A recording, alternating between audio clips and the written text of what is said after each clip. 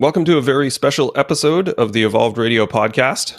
On the release, this will be episode 100, which is a pretty big milestone for me with the podcast, and wanted to evolve things in keeping with the name.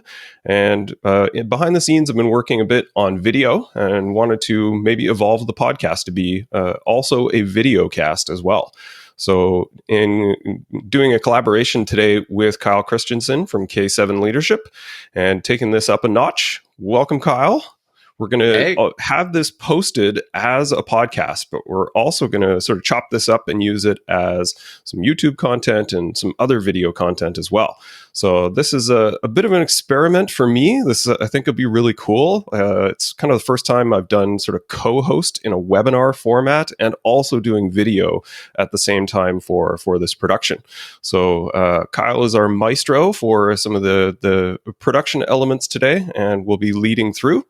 And this is a topic that both of us are super passionate about because it is so crucial for MSPs to get right. And it is something that is really important for all MSPs to work on and figure out, especially through their growth phase. And it often doesn't get a lot of the attention that it should. So the title today of this session, I've called it Linchpin. And the reason that I think that that's really apt is that the service manager, in a lot of ways, absolutely is the linchpin to an MSP organization. The majority of your costs, the majority of your labor, the majority of your work is done in the service area of the business. And it is the highest portion of the work that is client facing. So it's a bit of a high wire act as well. Everything has to be done right, and it will be judged very heavily by the clients. So we really want to talk about the importance of the service manager role today. And basically, we're going to go through a few elements, some ideas that we've put together here, and then Kyle and I will just sort of bat things back and forth. So this is not the traditional kind of interview style format of previous podcasts. It's a bit more collaborative, and it will function a bit more, I suppose, like a webinar. What we're going to learn today, basically, the service manager is the second most important role for the success of an MSP company. Obviously, if you are the owner, the person who started that company, you're pretty important. But the right-hand man, the COO, the service manager, they carry many different titles depending on the size of your organization. But that role is going to be ultra crucial, certainly when you start and definitely as you scale as well. So today we're going to be learning what is the service manager, what do they do, and why are they so important? Number two, influencing the biggest resource in your company, people. So how you create a high impact culture, and then using goals and process development to build a scalable company that works for you and your clients. So that is what we're going over today. So a bit about me. If you've not seen me in the channel before, my name is Todd Kane. I run a company called Evolve Management Consulting. And my background basically is coming from IT consultant before I graduated high school, and ended up folding into a high growth IT consulting company that went through this bananas growth phase where we were literally hiring 20 to 30 people a week for a sustained period. So you learn a lot about how to grow a company and what's required to scale your leadership. And that was sort of my first foray from technical side of the world to the operations and management side, and really took off from there. Before I started this company that I consult with MSPs now, I worked at a very recognized MSP called Fully Managed, which was the birthplace of IT Glue. And we went through another kind of crazy ride where, we tripled revenue, doubled headcount, increased gross margin by double digits. Just a really, really awesome experience in understanding so that growth trajectory around maturity and development and how you scale an MSP. So a little bit about me. We got sort of this fun little scale in here. I love operations. I love goals, KPIs, process. So, we're right in my pocket as things that I love in this little info session. I love gaming, not terribly great at it. I've been honing my sourdough craft before it was cool, before the pandemic. So I'm pretty good at that. And again, I like hiking. I think I'm pretty good at it, but maybe my sourdough game is stronger. All right. So that's enough for me for now. I'll turn it over to you, Kyle. You can do a little intro and background. yeah, man. Well, first and foremost, I really do appreciate you having me on for this. 100 episodes is like a milestone, right? Because there's just like starting your business, your MSP. For those service managers that are watching, it's very nerve-wracking to start a business from zero. The insecurities that go through your mind is sometimes you do these things, especially when you're operations, or as Michael Gerber would call it, that accidental entrepreneur. Sometimes you're talking at a wall. Sometimes you're selling services to a wall. Sometimes you have a tool stack that's going to support thousands of endpoints, but you only have 10. So I can imagine the struggles and the imposter syndrome and the insecurities that you had in those first few episodes. But it's inspiring to see you push through to episode 100. Appreciate it. Yeah, no problem. So I guess kind of who am I for those that don't see my endless rants everywhere? So my name's Kyle Christensen. I have been in the outsourced IT realm for the last 20 years. I started actually similar to Todd at an organization that was hiring hundreds and hundreds of employees every month, actually, through being acquired into a larger entity. So for the first 5 to 7 years of my technical career, I was actually just in that massive people management area, which quickly turned into what is referred to in the consulting space as a turnaround expert. Because then once we got through a lot of that, they would send me to region, to district, and actually look at how we can improve those areas that maybe didn't get onboarded so well in the beginning. Quickly around that 2008, 2009 range, I actually ended up moving into the MSP sector, as I did have an MSP that looked to me to help them turn that around. We were able in 2010 to about 3x that growth in about 2.5, 3 years. So quite a lot actually for those early days of MSP.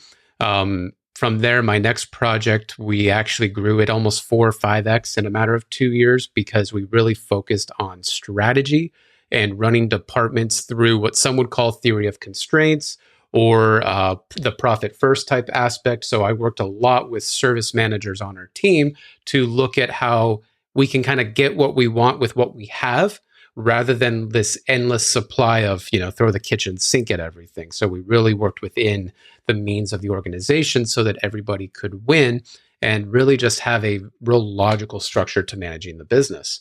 From there, got certified in a lot of different business strategy models out there, and started Sierra Pacific Group with my co-founder out there. And we were actually able to 5x that in about a year or two, just really understanding community, marketing, the MSP sector, the tools, how can we help other MSPs achieve the same level of growth?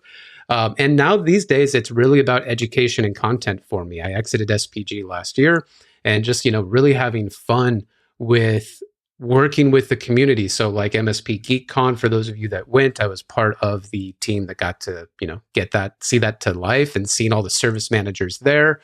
And I even did a course exactly on this topic that we're looking to discuss today, Todd, which is, what is an effective service manager? Because for a lot of us that get put into that seat, we really don't get a great picture of what success is. Yeah, and that's a good lead in. So we'll kick things off with what is a service manager, and part of this is what is not a service manager as well. Is just a given in the title. And what you alluded to, I think, is one of the strongest points that people really need to understand in this is that a lot of people say, "Well, I was promoted to management, or I was promoted to service management, the service leadership group," and I think that's a bit of a misnomer, right? This is a career change. It is not a promotion. All of the things that made you successful in your previous role will not guarantee any level of success in this role. And I think what a lot of owners mistake when they try to elevate a tech to a service manager is they think, well, you're great at your job. How about I give you these other responsibilities and you can get the rest of the tech team in line? And that doesn't work. And I understand where this comes from, like that entrepreneurial spirit of I muscled my way through and figured this out so you can do the same. But people are not necessarily wired that way. And what you tend to see time and time again is that they don't focus on what they should, which is the results for the team and driving that accountability to have the team produce more as a whole than as individuals. And when they're not sure what to do, the owner's busy, they don't get the time and the mentorship that they need to grow into their role. A lot of management people spend 12 years in management before they have any type of formal training, which is really damning. So what do? They end up just sort of getting nervous and defaulting back to the technical work because they feel like they have some level of control over it. They're like, I'm not sure what I should be doing with all of these things. It's very busy. It's very noisy. People are giving me pushback. The clients are angry. The staff are miffed, whatever the case is. So I'll just help them with tickets. And that's how I'll help out. Right. So this mistaken perception of I'll take my best tech and make him a leader.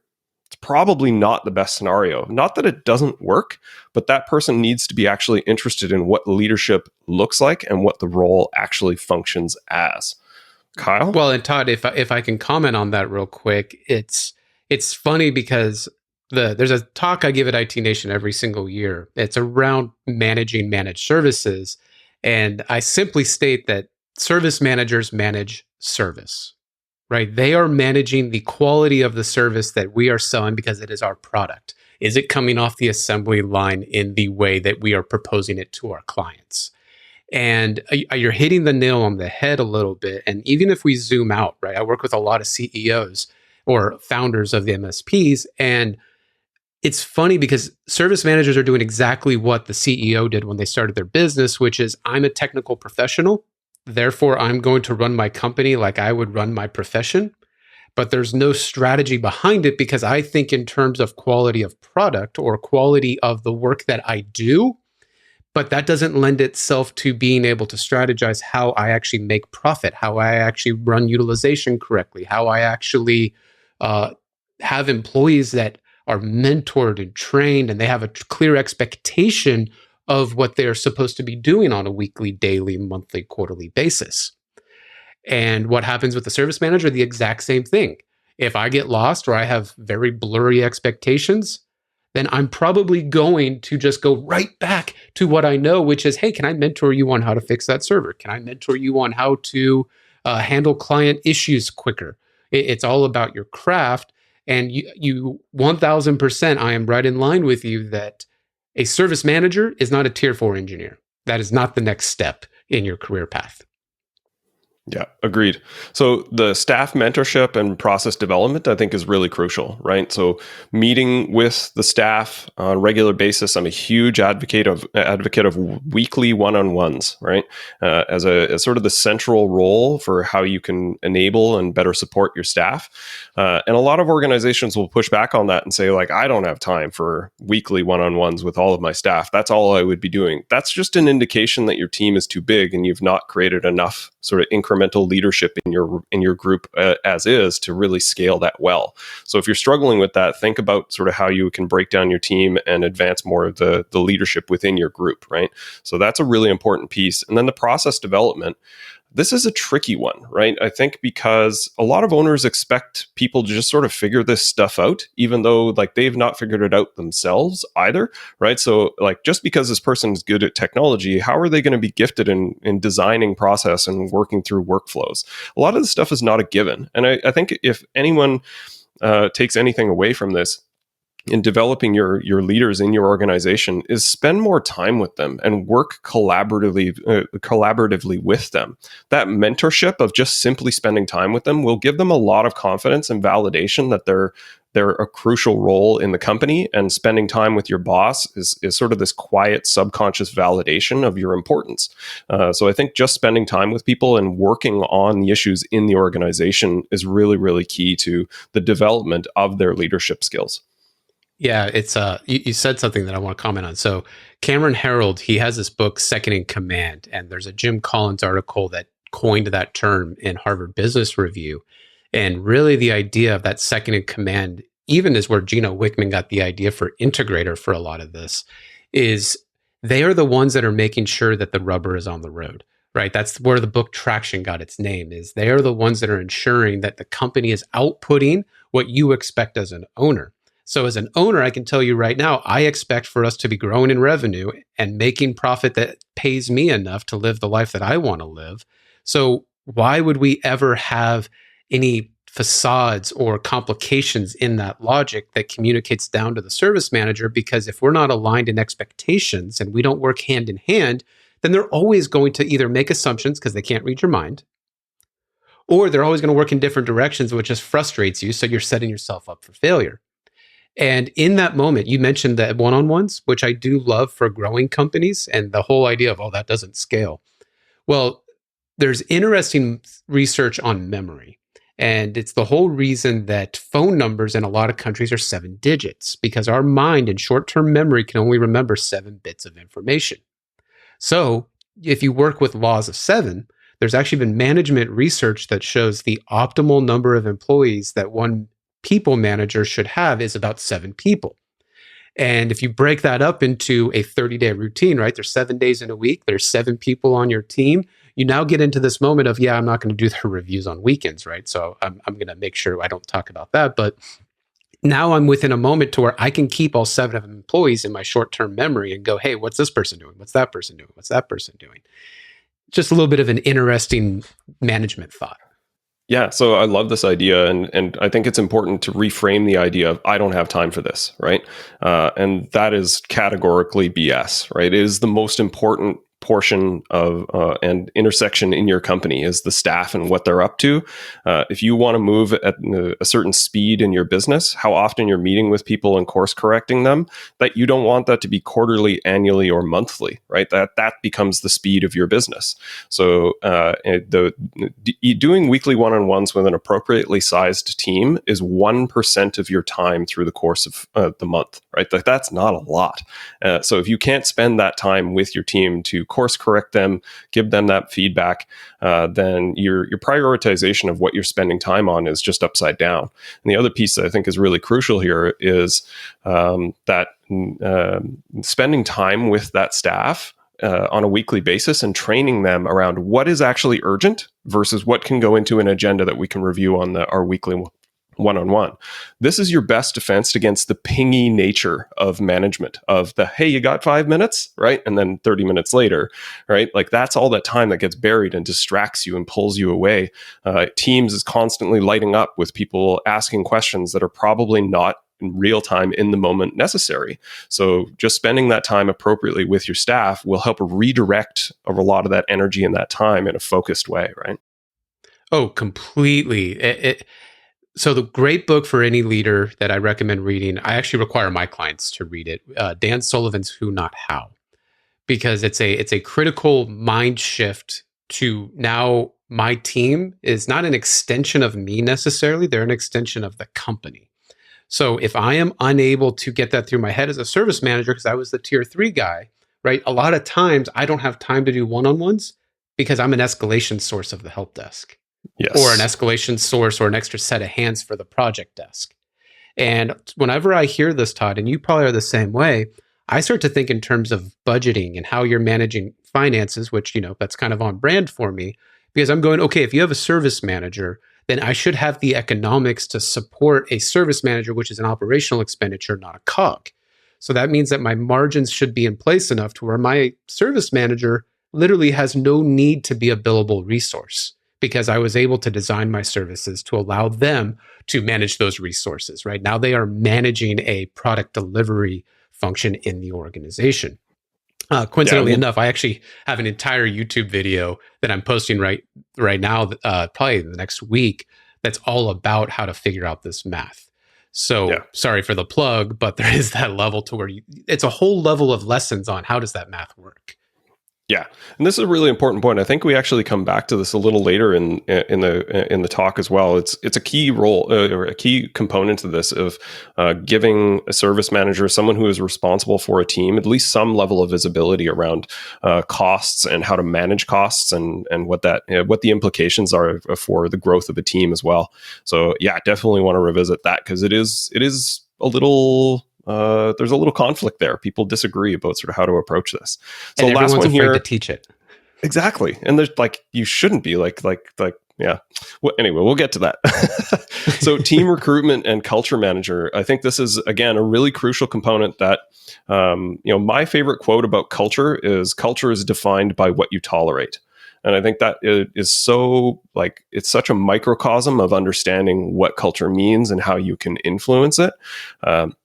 a lot of organizations are frustrated with behaviors in the teams. Yet, there's no repercussions. They don't give them any level of coaching, and of course, you can expect that those behaviors will continue. Like, people are creatures of habit, and they resist sort of any type of they avoid any type of resistance, right? So if there's no resistance to what they're doing, and someone occasionally just says, "Hey, like, I'd love you to enter your time. Hey, I need you to be better on your ticket notes," that is not enough to influence someone to change what is a rooted behavior. It's not because they're a bad person. It's just that's their default behavior, and there's no influence that gives them any motivation to correct it.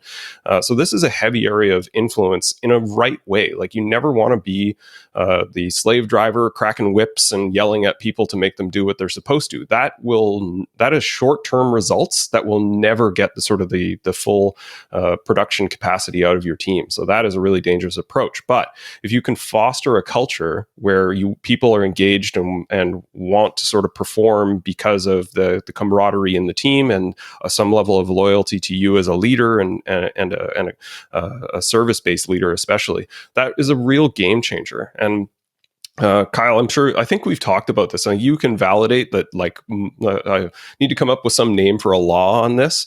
But what I tell clients is, when you implement any type of management structure where you're formalizing your approach to team leadership, you can assume that 50% of the staff will just be like, "Huh, okay, yeah, makes sense. Like, I'm with you on this. Let's go do that."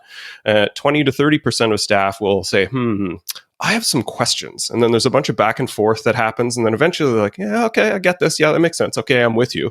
And then there's 15 to 20% of the staff that just like cross their arms, and they're pouting, and they're like, this is not fair. And none of this makes any sense. Rah, rah, rah. They're complaining to other people in the team and being really negative. And the reason that recruitment becomes really crucial when you start managing your team properly is you can assume that 15 to 20% of your staff will wash out or need to be fired because they're not contributing in any type of positive way to the culture that you're trying to build. So does that resonate with what you've seen, Kyle? You probably are seeing me sigh right now, because it's definitely a hot topic, in the sense of what I'm about to say or what we're talking about could be looked at unsupportive real easily, or you're not being empathetic, or what, there's a lot of things that could be taken from this. And even in my days of doing turnaround, I can tell you that as accountability and expectations start to increase, right? And it could just be that the business needs to improve or wasn't doing well before, or there's tension. There's 1,000 reasons on why a restructure sometimes happens. People will need to leave. There is always that 15%. And it's funny you said 15%, because I tell my new clients, hey, if you bring me on board, I can guarantee you 15% of your team or managers are going to walk out the door, and we're going to sit there going, "Later. Bye." Thanks." Yeah. And I say it, yes, I'm being empathetic, but I even posted on LinkedIn about this the other day. Those 15% are probably the ones that are dragging your margins and your productivity behind anyway. Yep. And I've even had instances where poor service managers, they were the bottleneck of any potential improvement. And the second that person walked out the door, you see the entire team just do the, "Oh, fuck." Collective sigh. Yep. So glad. And it could be the sales guy too, right? We've all seen the sales guy that sells anything by any means. And you're sitting there expected to turn water into wine because the sales rep told the client you would do that. And if you really want to inhibit change, and you want to foster a team that leads, goes with your leadership, you have to be willing to uphold the expectations you set. It goes back to Pavlov and the drooling dogs, right? The whole idea of operational conditioning is that for every moment that you want a response, there has to be a variable that you introduce, right? There has to be some action to garner a result. And it doesn't have to happen every time, right? As Pavlov, if you really look into operational conditioning, goes down the road of going, hey, why did the dogs drool when I ring the bell? And then stop drooling if I stopped ringing the bell and introduced like a reward. He found that ratio conditioning was always the most successful form, because I didn't have to reprimand them every time. I didn't have to QC everything every single time. I didn't have to give them a steak every single time that it rang, but I had to do it in a randomized manner. So you don't have to be that guy running around after a stick saying 100% of your tickets weren't perfect, 100% of your timesheets didn't work. But every once in a while, hey, let's have a conversation. Go fix your tickets. Go fix your timesheets. Go talk to that client and tell them you're sorry because that wasn't acceptable. You do it once in a Yeah. while. That's leadership, right? And it's the Eisenhower quote of if you pull a string, it follows you. If you push a string, it goes nowhere. Right. Yeah, I think that's really crucial to understanding. Like, this is another area that I love and spend a lot of time on with especially junior managers and I guess even senior managers. That habit forming and behavioral changes is really crucial to making cultural changes in your organization, right? So, and it is a 1% improvement game. That's how these things basically come about, right? And your point about like needing to define sort of what good looks like as an expectations and then triggers to allow those behaviors to set in and then feedback so that you can produce more of what you want in the future, right? So positive feedback is not second nature to people. Negative feedback is pretty easy. Like it's pretty easy to look around and be like, oh, these things that I'm frustrated with that keep Go on happening Reddit. around here. Yeah. Like, and again, like if I just start barking stuff and correcting people, maybe it'll go away. That's unfortunately not how things work, right? Like sometimes it's useful, but it's like, that's sort of 2% of the game. The other 90% is, 98% is what are the behaviors I want to see, reward people and exemplify those behaviors as what you want to see in the organization. Yeah. Well, and you can always go the 201 route right beyond that, which is am I able to receive feedback that I'm doing a good job without having to have a conversation? Yeah. But anywho, let's get going. All right. So we talked a bit about this. Why is the service manager important? I kind of covered most of these points here, right? Like the IT requires constant management. It's just noisy. It's the most visible part of the business to the end users, the clients that you're supporting, as a highest level of investment in staff and tools and time. And probably most importantly, this is your best leverage for profit, right? Like, so, Kyle, you're big on sort of the economics and the math of the service delivery department. I'll turn it to you in a second. I think the one thing that I do want to say on this is that without effective service delivery, you cannot have engaging conversations with your clients about anything else, right? Like this is where QBRs go to die. Is you go into a meeting with a client, you want to talk about a strategic initiative, something on their roadmap, and the only thing they want to focus on is the ticket that they opened 2 weeks ago that they have no idea what's happening with it. So if your service delivery department is not bulletproof or at least sort of getting towards dialed in, your efforts spent on sort of larger portions of the business, on projects, on account management, on business development, are really going to be half-hearted, right? So I think it is super crucial to understand that this department requires the level of attention and care that allows you to spend time on more strategic aspects of the business. And again, this is one of the reasons why the service manager is so important. Is as an owner, you want to spend more time on strategic activities of the business. If you're wearing both hats, where you're the service manager and the owner, then in both of these cases, you need service to be quiet so that it just operates and has minimal escalations and minimal fires, so that you can spend time on the more strategic aspects of the business. So, Kyle, let's hear a little on the economics here. Yeah, it's so one of the, I guess, kind of hitting reset. So at MSP GeekCon, the session that I gave, and it was mostly technical professionals, right? We really had people sending their tech professionals, not their managers or owners. The number one course, and I probably led it, was mine, which was, and it was, what did I call it? The economics of an MSP for the technical mind.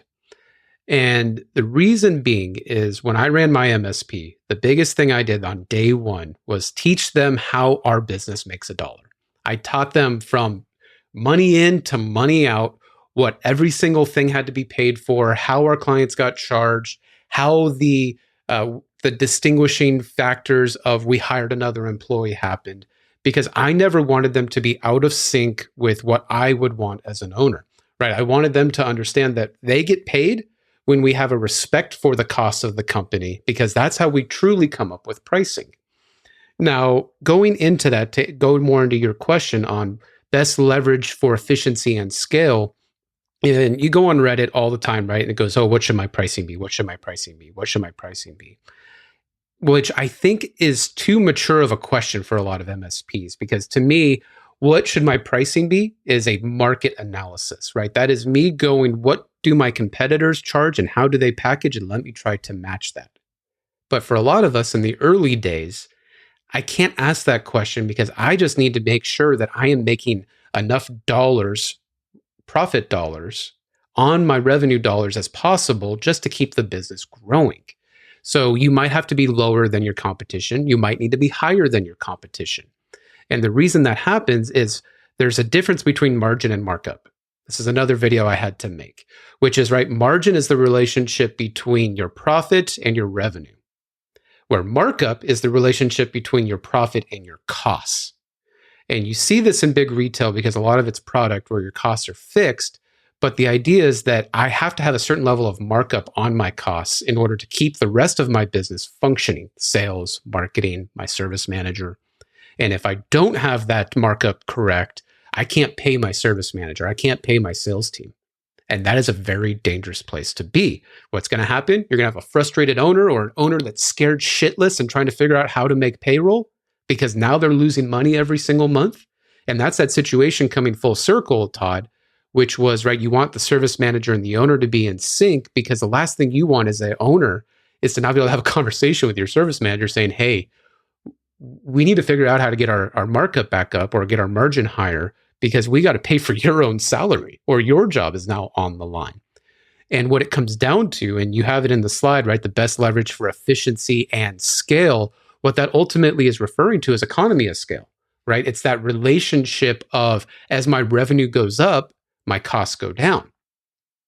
And a lot of us, I think, go right for the word operational maturity. But what operational maturity and Paul Dipple were trying to achieve was finding a way to calculate how are you improving your economy of scale, right? How am I making sure my service team is more efficient? How do I make sure we're not having some very minor tickets? But that takes time. That's that 1% iterative improvement over time, which, going full circle here now, is the same reason why that 15% attrition happens when you bring in really good service management, because they don't like moving targets. They think that if my target this month is to have 80% billability and you tell them, great, now let's go for 81% billability, then they're upset. But because we don't talk to them about the money and the functions that they have in the company, to them, it's just, you're saying it to be greedy. You're not saying it to make sure that I actually don't lose any money. Yeah, so this is really crucial. Like, this is what we were sort of referring to earlier in the talk here, is the visibility around finances, not only with the service manager is crucial, but even to the broader team, I think is really, really valuable, right? Like, this is sort of one of the solves for people, the techs, understanding, like, why is billable time so important? Why are my timesheets so important? Is because functionally we sell time around here, right? Like, it may be sold as a fixed cost MSA or a fixed cost project, but there's still time entered against those contracts, which is drawing down dollars. So we need to understand how much time was spent on it at the very least.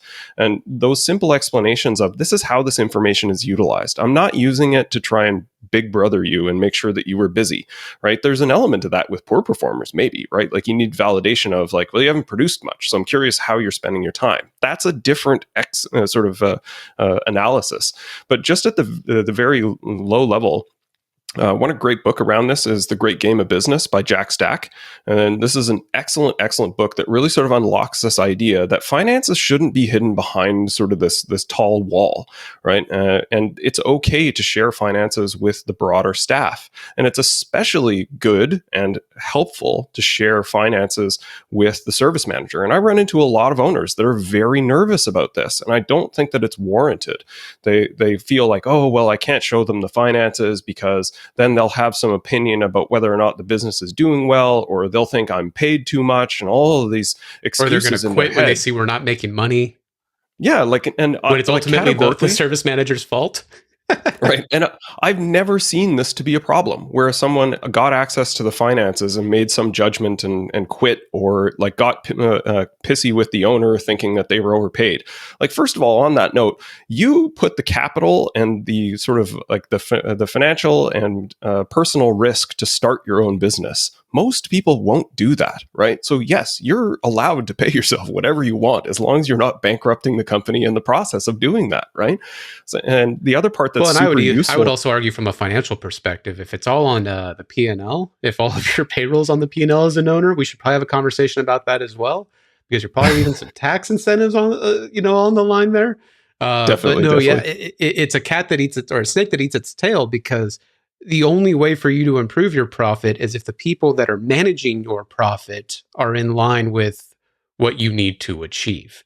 So it's hard to say the logic, and I'm same way with you, Todd. Every company I've ever ran, I've shown the P&L with some liberties, right? You might class Sure. some other services out. That's more advanced finances and accounting. But at the end of the day, I need to know what good looks like. I need to know why. It's that start with why premise, the Simon Sinek idea, right? Of I need to tell them why this is important. And Yeah. then for a lot of engineer minded people or technical people, it's all root cause analysis. They're going to look at that and go, you want me to be at 40%? We're at 38%. They're going to immediately go to how can I fix it? They're not going to go, I'm going to leave. But that's exactly what they need to know, right? Like, otherwise, what I see a lot of is the owner and the service manager caught in this dance of, we need to achieve more as a team. Service manager's response is, we need more people, right? And that's a natural response of like, if you want me to do more, I need more resources to do that because I feel like we're pretty tapped out already. And that is a natural sort of back and forth between those two roles. And the best antidote to that is opening up the books, and at the very least just giving them percentages. Like, if you're even if you're not going to share a full P&L, which like we're arguing you should, but if for some reason you're still uncomfortable with that, is at least talk about percentages. So then you can say, like, our target margin for service delivery is 50%. Currently we're at 25. So there's a lot of work to do here. Like, either we need more revenue or we need to cut costs, or like, I'm a huge fan of lean philosophy, and one of the best ways you can combat this where the team feels they're overwhelmed, slash how much you're doing, right? Like, all of the noise that comes into the service desk that produces no value to anybody. The 5,000 alert tickets that are on the board that, well, we don't want to miss anything. Like, I guarantee you're missing stuff. There's 5,000 tickets that haven't been touched in 3 years, right? Like, that's where you need to cut some of the work that you're doing to help the team focus. That's a better effort, but you won't understand those, and you can't get the service manager engaged on those things if they don't understand the cost structure of the business that they manage, right? Well, yeah, what are the 5 KPIs that reflect the 80% of the work that they're supposed to accomplish? Right? Yep. It's we get so much into analysis by paralysis or paralysis by analysis because we're data people, right? We're like, oh my God, my dashboard, I can put 4,000 KPIs up on the board. Yeah. You're never going to move the target. Like, how do you eat an elephant one bite at a time? Go find the most important KPI that you need to move. And then from a macro to microeconomics exercise, figure out how each person in your team can improve that high level output. 100%. All right. So that wedges perfectly into the next section, which is setting goals. And like, the key point to this is, what does good look like, right? So there's, like, we've talked about expectations. And I think this is, again, one of those most crucial aspects to the owner and basically the CEO and the COO as the visionary and the executor kind of getting this stuff and having alignment is, what are we actually trying to achieve? Because we want to make more money and get bigger. Like, that's not really a practical goal, right? Like, at least it's a start. You've communicated some intention, but having like an execution idea, what we're targeting, and having some KPIs that relate to those goals, I think is really, really crucial here. Kyle? If it's not measured, it's not managed. Yep. It comes down to, if we're technical people, and right, most of our team has a high level of intelligence. So the only way that you're going to get buy-in is through transparency and objective analysis, right? If you don't give them that benefit, they're just going to sit there thinking you are just being that arbitrary leader shouting orders to keep them busy, right? That's just where their heads jump to. It's not great. I'm not a huge fan of the culture we have in IT, which is a whole different topic for another day. But if we have to work with it, right? We do the Bruce Lee be water idea, right? We need to use their strengths to our benefits. So if I show them, here's the company dashboard, here's how you contribute to it, and here is, if you contribute this much of that, how much better we do, which may eventually have net gains, by the way, bonuses, profit sharing, higher pay, et cetera, then we all win. And when they all understand that, and you're not putting this facade on, right? Like, oh, hey, we want you to close a lot of tickets because jolly ho. Yeah. Makes the owner more money, right? Like, That's right. That's exactly what they're going to jump to is, oh, the owner's just being greedy. Yeah, without that visibility. Like, and that's why I love dashboards. Like what you noted there of like getting the team engaged on those KPIs and having them understand what they mean and how they can collectively and individually influence them. That's how you build a performance culture, right? Like one of the things I love to see that sort of that performance culture is starting to creep in is when you have a dashboard up on the wall or on a display somewhere, and you see people kind of lean over, talk about the KPIs that they're seeing, and then sort of internally strategize. It doesn't necessarily need to be directed. If you can get people engaged in what they're trying to do, there's a bit of gamification and they feel like it's achievable, right? Like just to say like, we want this to increase by 180%. Like, okay, if that's practical, maybe, but if it's everyone's just like, that's never going to happen, then you won't get that level of engagement. But if people feel that they can contribute to it, it gets people excited and they actually start working towards these things, right? So just those sort of microcosms of this, of setting a certain goal for the end of the week and getting everyone to buy into that idea and then celebrate the hell out of it if you get close or achieve it. And everyone's like, well, this is cool. This is kind of fun, right? Versus just like crack the whip, I want to see this by the end of the week style approach, right? Well, it's the team mentality. I mean, if you do the Phil Jackson approach, right, everyone on your team should lead something. Everyone on your team should manage something, because then it's now a team effort, because a lot of those co-managed things that have to happen means that I need to now rely on this guy over here. I need to rely on that guy over there. I can only be successful if they're successful. So you start to build these strategies and you see your team working together, and now we is a component of victory, not I. And that's a huge culture shift in itself, because now we not only is our team as the help desk, but it's also the we of the company. And that's where when you see these companies that scale really fast and really well, that autonomy starts to trickle down of, here's your KPI. Come to me if you need mentorship. Come to me if you need to have some extra training or lessons or understanding. But at the end of the day, it's you that needs to see this be achieved. People get motivated by that, right? People start to have job satisfaction because they now have autonomy as well. Phil Jackson's, he has a great book that he wrote on his conquest with the Bulls in the 90s on how he approached leadership, actually. I highly recommend that for any new leaders. Don't worry about the sports references. It's more of how he did it. Sure. And that's like, so that I think rounds out this other point around challenge staff to grow professionally and together, right? And I think that again is super, super crucial, because you don't want people feeling like again, and it comes back to that cultural element as well. Is like if you have low performers on the team that drag down sort of the collective energy and the culture of the organization, your star performers will never really be able to excel in what they're doing. Because I often describe those people as boat anchors, right? Like we could be going faster, but the anchor is dragging on the floor here, right? Just pull up anchor and all of a sudden we're off. So that's, I think, a really important distinction. What's a fun actualization for that, Todd, is I always like to do hey, let's do an exercise. So you have a VMware stack, and what you find is that one of your servers, one of your blades, every time a VM gets migrated to it, the performance drops. What are you going to do? And pull the blade. Well, pull the blade, right? Replace the chassis. Okay. So let's think of your team as a Hyper-V stack, as a VM stack. You have one member. Every time a ticket goes there, it gets lost. It gets damaged. Yep. Data gets lost. What are you going to do? Right. But he knows so much, But he's been here forever. And, we went to his birthday party when he turned 21, but he comes into work high every day and tells our users to screw off. Yeah, culture is defined by what you tolerate, right? All right. So the last one here, I think that is really important when understanding KPIs, like people are getting into this, is lead versus lag indicators is, I think, a really crucial part to understand about KPIs. And it's crucial to management, right? Because where managers really feel ineffective and struggle is if they feel like they're fighting the past all the time, right? And this is why like looking back as a manager can be really frustrating, because it's immutable. You can't do anything about what happened last week, last month, even yesterday, but you can influence the future. Right. So you're always trying to influence the future with your staff and give them appropriate direction to help them be successful in the future. Correcting them of the things that they made mistakes on is coachable, but does not influence the future, and you can't correct the mistake that they made. You want to be able to influence that future behavior.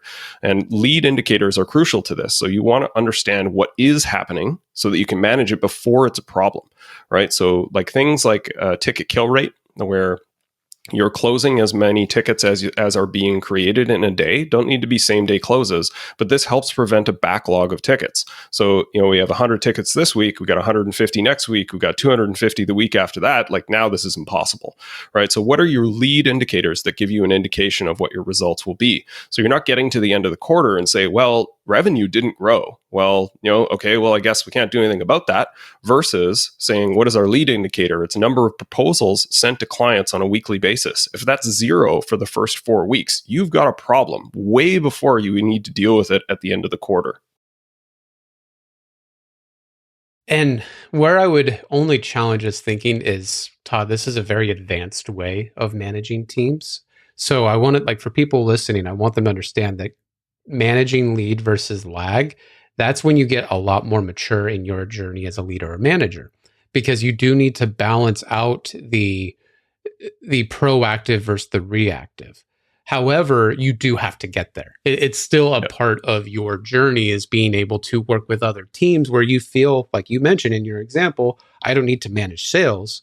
Well, going back to your time as capacity, as inventory in the company, if I have a bunch of products sitting on the shelf not being utilized, then I have depreciation or shrinkage in the finance world, right? If I have product that I can't sell.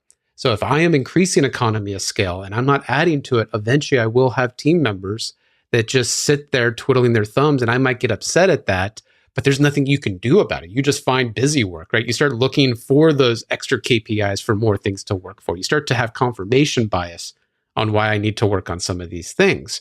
And ultimately the problem is I have too much labor. I have too much capacity. I'm not selling enough for it. That's when you start having those tricky conversations of, do I have to lay one person off because I can't sustain this? Or how now do I contribute to my cohort that's running the sales team or revenue team, to where maybe I can find extra revenue to fill the capacity, and almost get into the kind of the legal model of eat what you kill, right? Did I bill enough hours to fill my capacity? Which is a topic I know you love, Todd, which gets into true project management and professional services delivery. Yeah. Yeah, it's you're right. It is an advanced one, but I think it's crucial to understand as you're like thinking about KPIs. I think a lot of people, potentially listening to this are a little more advanced and have KPIs, but not necessarily envisioning how to use them. And I think it again speaks to this point of an error that I see in a lot of managers, is trying to fight the past or trying to correct the past. And from a management and an influence and behavior perspective, it doesn't work, and it gets you into a bit of a trap where you feel like you're just you're fighting yesterday whenever you're looking at KPIs, right? So I think it's a crucial shift for more senior managers to make. Yeah, and for the owners listening, stop using it as your piece of detail on why a decision can't happen.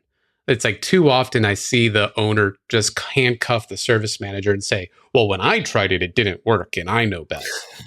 Yeah. Right. Yeah. It's like, well, you were a different company. You probably had half the employees. Let's be real. You are an engineer that started an MSP, and I am a people manager. We have two different ways of functioning this company. So sometimes I do have to learn. And one of the best lessons you can also teach somebody as a very mature leader and mentor is let them go make the mistake. If they really are pushing for it and you build a controlled environment, it's okay for employees to make mistakes. Just let them know that they need to clean it up. At least then they'll believe that wasn't the right decision, right? Like, oh, okay, yeah, that didn't work. Yeah, or tell them like, hey, like, here, build a safety net around it. I tried it one time, right? Be more humble, right? I tried this, it blew up. You're more than welcome to try it, but I'm just setting the expectation with you, Mr. Service Manager or Mrs. Service Manager, that you're going to have to work on Saturday if it blows up like it blew up on me. Right. Yeah. Good point.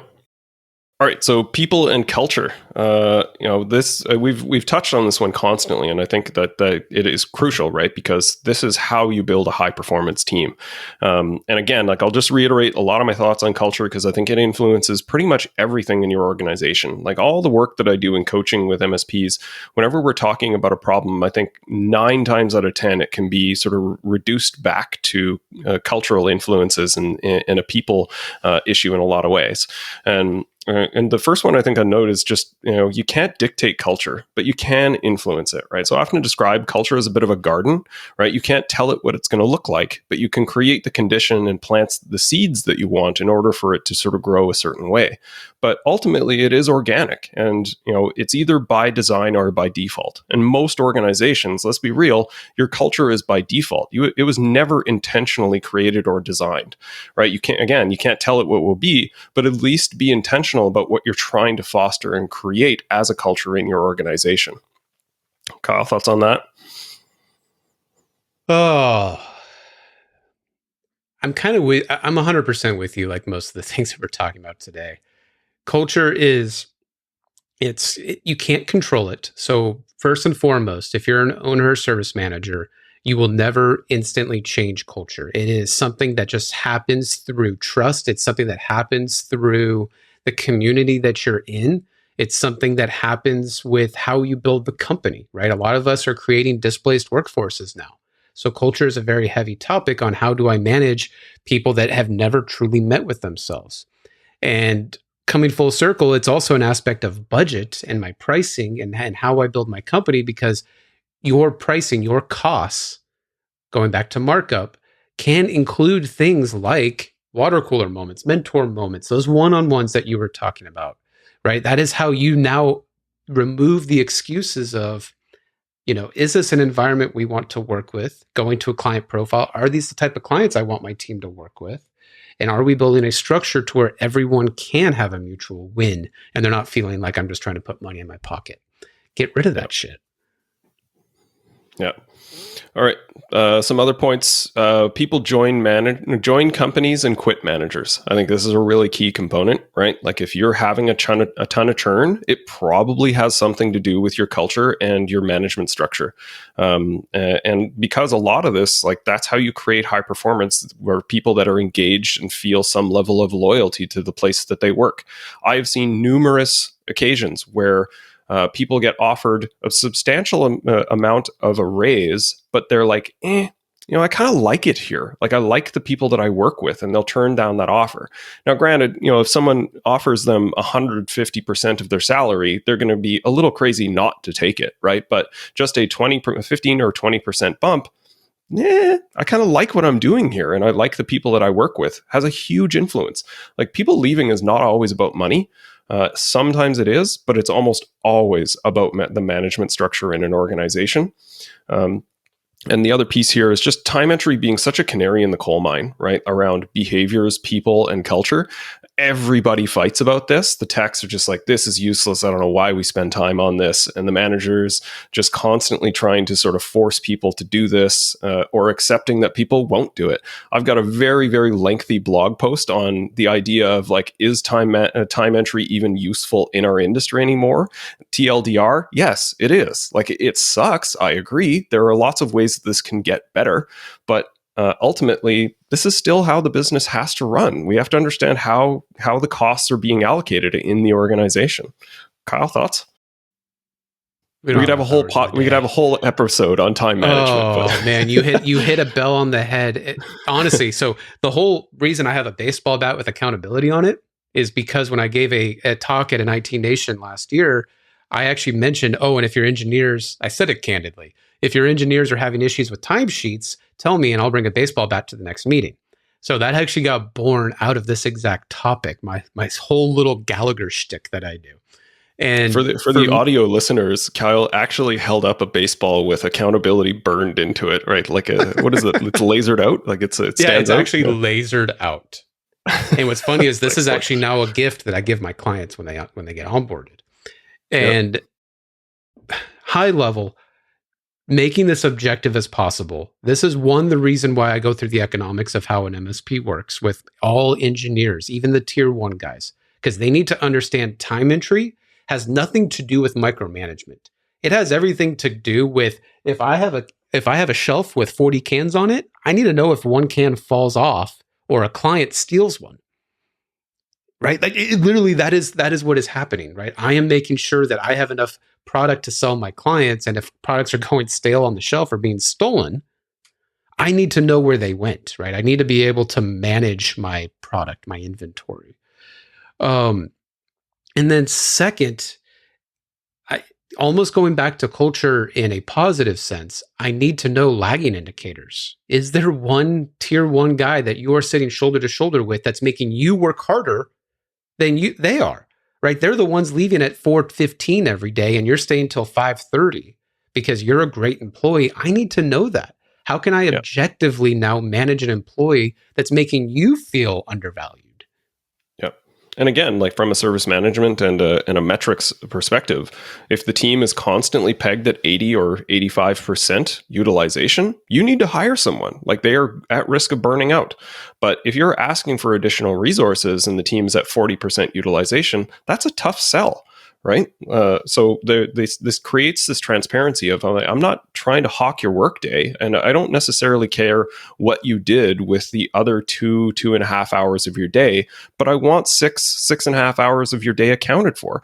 The really scary statistic of this is like a lot of research has shown that most organizations will only get 3 to 4 full work hours out of their staff each day. So if you put it in that perspective, like that, like there's a lot of room to grow here. And there's like, if you're having accountability issues and performance issues, this is a component of why. And the best way to sort of fix this is to drive intrinsic motivation. So people feel valued, they feel what they're doing is important, and they're actually motivated to do the work, right? They have a bit of that internal drive that they're accountable to the team, they're accountable to the clients, and they want to do better. And if you don't have that culture, that's one of those slow reforms that you need to start to make. Well, I think it's too why a lot of companies are starting to reel back and say, oh, we're not doing work from home anymore, because they have lost the ability to manage their employees objectively and show them what good looks like. So their only answer is, okay, well then go sit in a bullpen so I can micromanage you and stare over your shoulder all day, making sure you're working.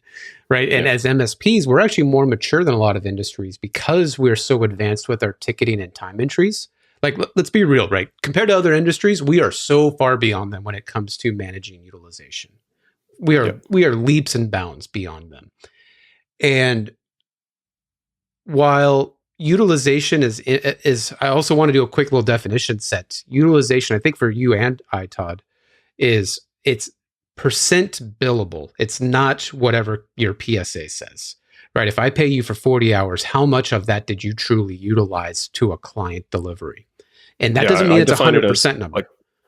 I define it as value to the client or value to the company internally, right? Like training is fine. I'll consider that utilization, right? Well, as long as it's budgeted, right? As long as my goal reflects that. And I think that's where people start to get confused with utilization targets.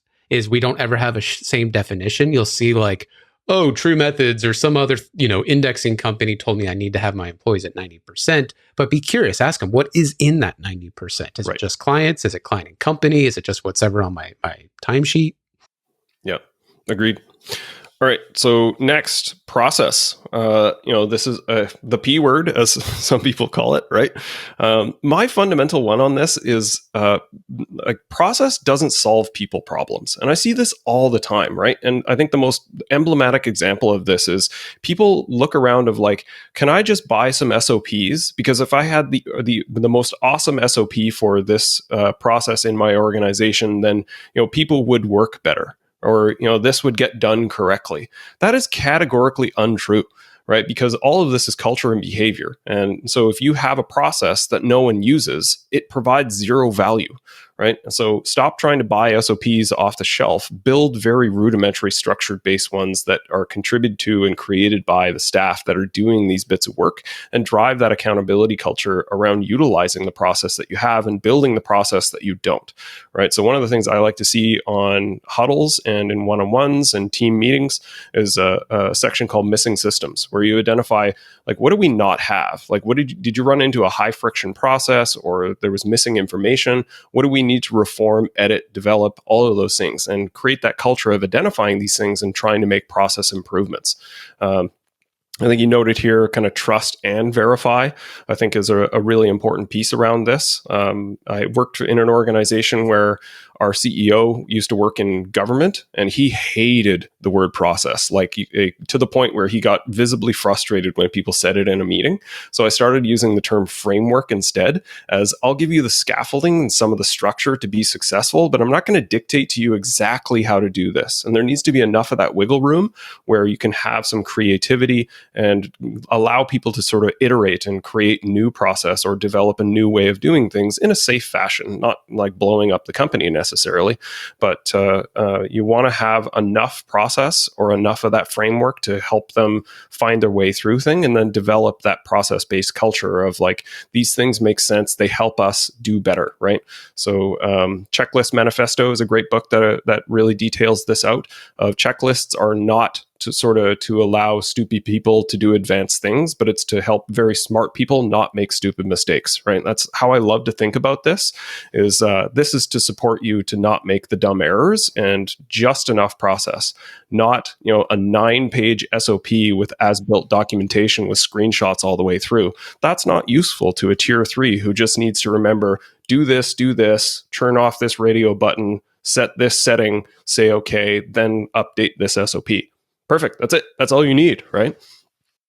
Yeah, it's counterintuitive to economy of scale, actually, because you're never going to have a process that is 100% perfect. You're never going to create a knowledge base article on how to fix that server that's always going to be to best practice. And honestly, it's even a couple of the companies that I've built, it's why I've had a culture of we don't do best practice, because I like the idea of someone showing me something very close to what I want to do or what I want to achieve. But let's find a way to either, one, do it in a way that fits our culture or supports our culture. But two, whoever wrote that best practice, they didn't have your business. They didn't have your problems. They might have had similar problems. And this was actually when we built the consulting company so apparent, because we had a lot of, frameworks, as you put it, that we would help MSPs implement. But they would try to tell us, just give us the PDF, just give us the PDF. And we'd be like, well, yeah, but I can guarantee you, if you implement it verbatim, it's going to blow up in your face. And your reaction is going to be, your best practice sucks. Right. The best practice doesn't suck. It just wasn't ever meant to be implemented iteratively by 100% definition. It just gets you 60% of the way there. It's what I find always fascinating about this industry. I always describe it as like why I find the work that I do really fun is like there's sort of a set defined sort of puzzle pieces that are involved here, but the pictures always look different because everyone in this industry fundamentally has almost the same business model. There's little differences here and there. Are you more of a VAR? Are you more a PS entity? Are you pure MSP? Do you do T&M? There's little components that are different, but they're fundamentally operating the same business. No one does it the exact same way, right? So that's why process just doesn't apply the same way it does to your organization, even to a peer that looks very similar to you. The way that people work, the systems that you have, the workflows that you have, they'll never be identical, right? Well, or, like a who now how principle, you may bring on a new who 2 years down the road that's a lot smarter than the person that built the process initially that has a better way to do it. So that iterative mindset, now you are constraining it, right? It's a weakness in your chain because you're having them do something that's inefficient. You're saying just do it because I don't trust that you have your own level of freedom or flexibility. And kind of going back to the culture conversation, the thought that hopped up in my head a little bit, Todd, and you'll like this from a project perspective, is right. We all know SMART, right?